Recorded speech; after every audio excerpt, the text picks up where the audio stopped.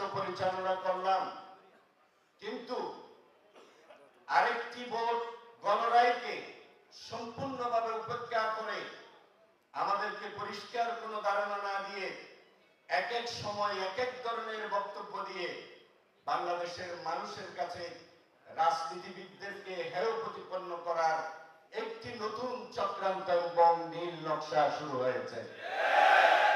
একদিকে বলছেন নির্বাচন হবে না, এই ভয়ে আমরা গণভোটে রাজি হয়েছি। আরেকদিকে বলছেন জুলাই সনদের প্রতিটি শব্দ অক্ষর অক্ষর আমরা বাস্তবায়নে বদ্ধপরিকর। আসলে আপনাদের মনের কথা কোনটা জাতির কাছে স্পষ্ট করা আজকে সময়ের অপরিহার্য দাবিতে পরিণত হয়েছে। আপনারা বাংলাদেশের ইতিহাস পড়ুন।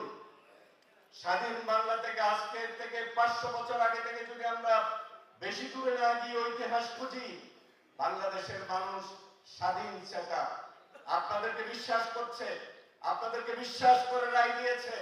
এখন আপনারা যদি বিশ্বাসের অমর্যাদা করেন, তাহলে পরিণতি অবিশ্বস্তদের যে পরিণতি হয়েছে, আপনাদের জন্য সেই পরিণতি অপেক্ষা করছে। আসুন বাংলাদেশকে